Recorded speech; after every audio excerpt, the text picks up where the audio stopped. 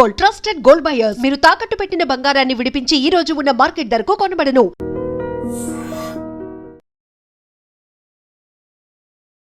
Ladies and gentlemen, welcome to iDream media. నేను ప్రియదర్శన్. నాతో పాటు ఎవరున్నారో తెలుసా? హుసేన్ షా కిరణ్ గారు. సార్, నార్మల్ మీరు గేమింగ్ కంపెనీలో పనిచేశారంట కదా సార్? అవునా? గేమింగ్ లో ఇవ్వని కిక్ సినిమాల్లో ఏమి ఇచ్చింది సార్? గేమింగ్ లో ఇవ్వని కిక్, ఆ కిక్ అదే, ఈ కిక్ ఇదే.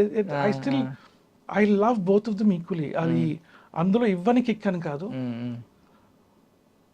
ఓకే, సినిమాలో నేను కథ చెప్తే ఆడియన్స్ చూస్తారు, డైరెక్టర్స్ నేనని కాదు, డైరెక్టర్స్ కథ చెప్తే ఆడియన్స్ చూస్తారు. గేమ్లో నేనే కథలో హీరోని, నేనే ఆడాలి, నేనే పరిగెత్తాలి, నేనే ఫైట్ చేయాలి. So they both two different experiences and all the stuff. So I love both of them equally. So it's not like I still play games, ఇంకా ఇప్పటికే ఆడతాను. అరే, అందరికీ అది డ్రీమ్. అంటే గేమ్స్ ఆడుకుంటూ కూర్చుంటే శాలరీ వస్తుందంటే అందరూ ఆడుకుంటూనే కూర్చుంటాం. But your fun period, definitely was a fun period. అంటే మోస్ట్లీ మనల్ని డ్రైవ్ చేసేది ఏదో అసంతృప్తి డ్రైవ్ చేస్తూ ఉంటది బెటర్ దానికి. నాకు తెలిసి గేమింగ్ దానిలో పెద్ద అసంతృప్తి ఏమి ఉండదు కదా అనే ఫీలింగ్ నాకు. అందుకే లేదండి, అలాగే అనిపిస్తుంది. One it's job. ఒక గేమ్ని ఒక రోజు ఆడితే ఒక level, gaming is all about adrenaline rush కోసం ఆడతాం మనం, డోపమిన్ రిలీజ్ కోసం ఆడతాం. ఒక స్టేజ్ చేసిన తర్వాత మళ్ళీ అదే స్టేజ్ మళ్ళీ ఆడండి చిరాకు వచ్చేస్తుంది, మళ్ళీ ఆడండి చిరాకు వస్తుంది. 10 సార్లు ఆడితే ఏంట్రా బాబు అనిపిస్తుంది. కానీ గేమింగ్ ఇండస్ట్రీలో we have to test the game. అంటే ఒకటే లెవెల్ 10 times 20 30 40 50 ఇట్ రెడెండెంట్ అయిపోతుంది. But still it is fun. When you love it, it is always fun, just like cinema. మీకు స్టోరీ టెల్లింగ్ అంటే ఫస్ట్ నుంచి బాగా ఇంట్రెస్ట్ ఉన్నట్టుంది. I mean, so అలా short films నుంచి వచ్చారా సార్ దీని వైపు? Short films was no way out వైపు, ఇంకా దారి కనపడక షార్ట్ ఫిల్మ్స్ వైపు వచ్చాం. అప్పుడు చాలా మందికి ట్రై చేశాను, అండ్ ఇండస్ట్రీలో ఎవరు పరిచయం లేరు. So I went and ask, అంటే వెళ్ళి అడిగితే ఇచ్చేస్తారు అనుకునేవాడిని. So use to go and ask people and all the stuff. ఎక్కడ వర్కౌట్ అవ్వలేదు. And it was not like access కూడా లేదు. సో అలాగా అక్కడి నుంచి గేమింగ్ ఇండస్ట్రీలోకి వెళ్ళి అక్కడ కామన్ ఫ్రెండ్స్ అందరం కలిసి ఏదో తీద్దాం, ఏదో ట్రై చేద్దాం అని చెప్పి ఏదో తీస్తే షార్ట్ ఫిల్మ్ అయింది. అప్పుడు దాన్ని షార్ట్ ఫిల్మ్ అంటారు. దానికి స్టార్టింగ్ మిడిల్ ఎండ్ ఉంటుంది, ఏం తెలియదు. ఒక సీన్ చేద్దాం, 2 సీన్లు చేద్దాం, ఓకే, మరి ర్యాండమ్గా వదిలేయకుండా కంక్లూడ్ చేయగానే, because story DNA it self has కదా, డిఎన్ఏలోనే స్టార్టింగ్ మిడిల్ ఎండ్ ఉంటుంది. కాబట్టి ఒక 10 నిమిషాలు చేసినా సరే స్టార్టింగ్ మిడిల్ కథ అయ్యింది అది. And it became a short film. So చాలా ఏళ్ళ వరకు, ఒక సంవత్సరం వరకు నేను షార్ట్ ఫిల్మ్ అంటాను తెలియదు మాకు. ఒక సీన్ తీసాం, లెంతీ సీన్ తీసాం, పెద్ద సీన్ తీసాం అనుకునేవాళ్ళం. సో మరి సుకుమార్ గారు అటెన్షన్ ఎలా గ్రాప్ చేశారు ఈ నాన్నకు ప్రేమతో సెట్స్ లోకి? ఐ మీన్ ప్రీ ప్రొడక్షన్ లోకి, వాటిలోకి ఎలా అంటారు? సో సుకుమార్ గారు అటెన్షన్ ఎలా అంటే, సో నా ముందు సినిమా మీకు మీరే మాకు మేము అరవింద్ గారు మెంటర్షిప్లో అయ్యింది బేసిక్లీ. అయితే so problem is I think in English, I write in English. So అదయ్యేటప్పటికి నేను లిరిక్స్ అయితే ఇక్కడ ఇలాంటి లిరిక్స్ పడాలి అని చెప్పి రాసుకుంటున్నాను. అది it was not working out అనమాట. అప్పుడు ఆయన దగ్గరికి వెళ్ళి, సార్ ఇలా అవ్వట్లేదు, ఏం చెయ్యాలి అంటే, నిన్న మాంత్రుడికి పంపిస్తారా అన్నారు. మాటల మాంత్రుడికి పంపిస్తాను అని చెప్పి లిరిక్స్ దీంట్లో అని చెప్పి పంపించారు అనమాట. Went there, it was Sukumar garu. So అలా జర్నీ స్టార్ట్ అయ్యింది. అప్పుడే నా షార్ట్ ఫిల్మ్స్ చూడటం, ఏం షార్ట్ ఫిల్మ్స్ చేసావు చూడటం, అండ్ దెన్ అలా అక్కడి నుంచి అలా జర్నీ ఆఫ్ నాన్న ప్రేమతో అండ్ పుష్ప. ఈవెన్ మీకు మీరే మాకు మేమే సినిమా నేను అప్పుడు చూసాను సార్, అది మంచి హిట్, అంటే ఒక క్లీన్ హిట్ సినిమా నాకు అనిపించింది. అయితే పర్సనల్లీ నేను ఎంజాయ్ చేసిన సినిమా, స్టార్ కాస్ట్ లేకపోయినా సూపర్ సినిమా, అది ఒక సెన్సిబుల్ సినిమా. మరి నాకు I don't know if the producer made more money is a hit, if not it is not. So ఆ cinema producer did not make the money, okay, so it is not a hit. Okay, మీరు I mean ఫెయిల్యూరే ఎక్కువ lessons నేర్పుతుంది అని అంటారు కదా, ఒక maybe strong lesson నేర్పుతుంది అంటారు కదా. ఏమన్నా నేర్చుకున్నారా ఆ సినిమా నుంచి? సినిమాలు ఎలా తీయకూడదు, లేదంటే కరెక్ట్ సినిమాని ఎలా క్యాష్ ఇన్ చేసుకోవాలి అని చెప్పి ఏమన్నా? మీకు మీరే మాకు మేమే వర్కౌట్ అయిన when it did not work, I realized that నేను ఇంకా రైటింగ్ నేర్చుకోవాలి. I have to learn writing and all that stuff. And I went back to Sukumar sir to learn writing. చాలా మంది దగ్గర వర్క్ చేశాను. And then when I thought ఇంకా నేను రెడీగా ఉన్నాను అన్నప్పుడు I started నేను కథలు రాసుకుంటూ అలాగా సన్నీ బాస్కెట్లో పడ్డా. అండ్ దెన్ అక్కడి నుంచి మృత్యుంజయ జర్నీ స్టార్ట్ అయింది. Nice nice. సో నార్మల్ అది 2016లో వచ్చినట్టుంది ఆ సినిమా. 16 అండి. ఇప్పుడు 26, 10 ఇయర్స్. ఎప్పుడైనా ఒక సినిమా తర్వాత ఇంకొక సినిమా వస్తుందంటే దీన్ని మించిన అంచనాలే ఉంటాయి కదా. సో పుష్ప తర్వాత కదా మేము సుకుమార్ గారు, రామ్ చరణ్ గారు ప్రాజెక్ట్ ని ఎక్స్పెక్ట్ చేస్తున్నాం. మీరు ఆల్రెడీ స్టోరీ డిస్కషన్స్ లో వాటిలో వీటిలో కూర్చొని ఉంటారు. ఏం చెప్తారు అంటే మేం రివీల్ చేయొద్దు, బట్ పుష్ప తర్వాత వస్తుంది కదా, మా అంచనాలు కూడా దానికి నెక్స్ట్ లెవెలే ఉంటాయి కాబట్టి అడుగుతున్నాను just. Sir again like I said, నా mind set it self is not comparative. Pushpa space పుష్పదే, రామ్ చరణ్ గారి సినిమా ఏది Sukumar Ram Charan, but trust me it is going to be one beautiful film. It's going to be one of the most beautiful film. నా దీంట్లో నా perspective లో I enjoyed working with him, I enjoyed discussing with him and all this stuff, and it's going to be something amazing. Super. Mrutyunjaya trailer మాకు ఇచ్చిన experience ఏంటంటే నిజంగా trailer చాలా packed గా ఉంది, హుక్ చేస్తుంది ఆడియన్స్. ఫస్ట్ నుంచి ఎప్పుడైతే ట్రైలర్ కట్ చేసుకున్నామో వెరీ కాన్ఫిడెంట్ అబౌట్ ట్రైలర్ అనమాట. ట్రైలర్ వస్తే బండి కదులుతుంది, ట్రైలర్ వస్తే ఇంపాక్ట్ క్రియేట్ అవుతుంది. And apps that is what is happening. నేను ఇన్ని మెసేజ్లు ఇన్ని కాల్స్ నేను లైఫ్లో రిసీవ్ చేసుకోలేదు. పొద్దు నుంచి అలా వస్తూనే ఉన్నాయి messages and calls and all this stuff. అలవాటు లేదు కూడా నాకు, అంటే చాలా గాబరాగా ఉంది.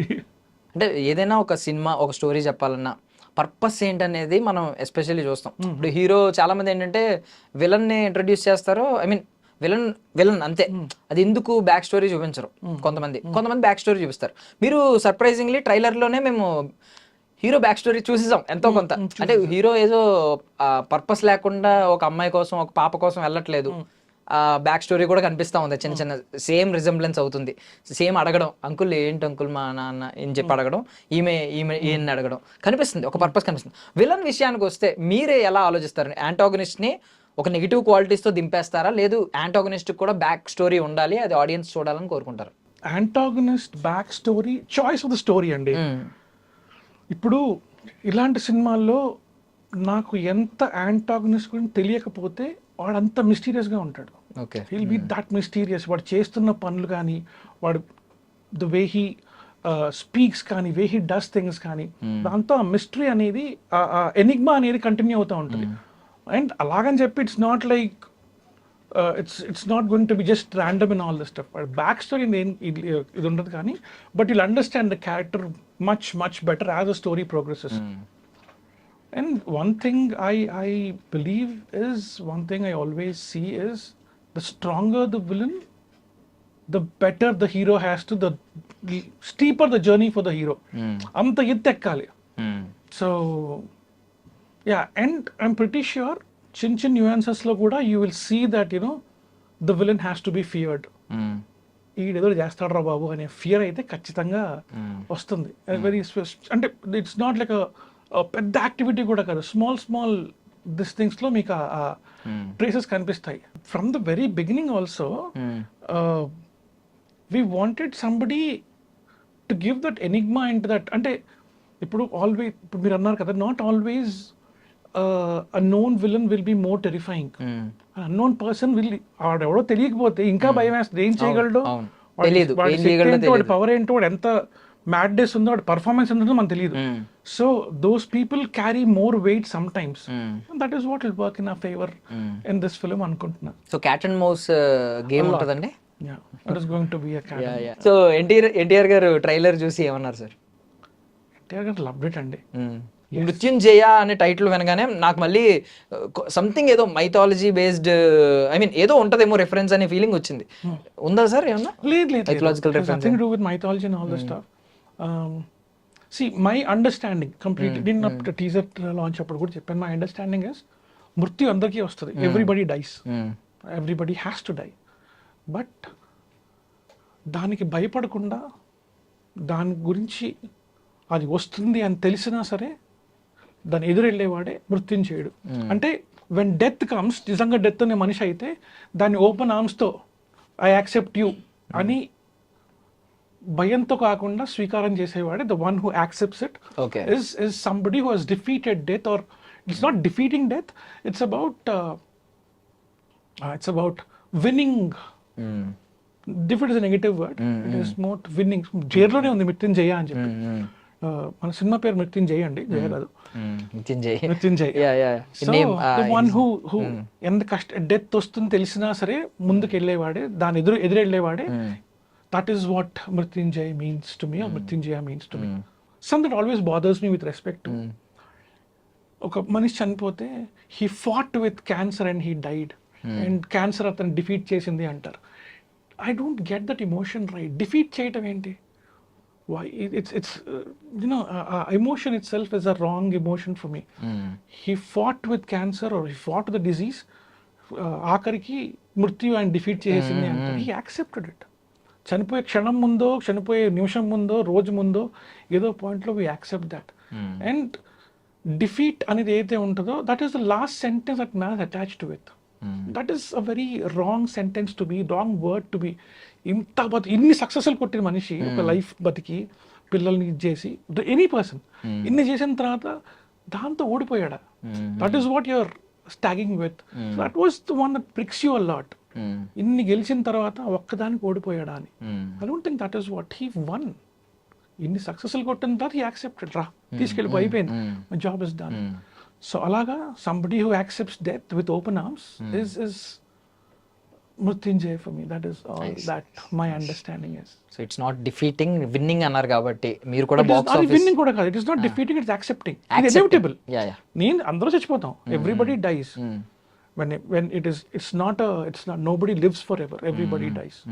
And then somebody who's like accept the fact that నేను పోతా, బట్ ఒక మంచి పని చేసిపోతా, or I'll do this what I want to do and move forward, even though there is death on the way, I'll still walk through. is Mrutyunjaya. Super.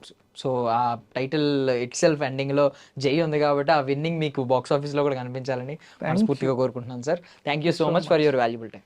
Thank you so much.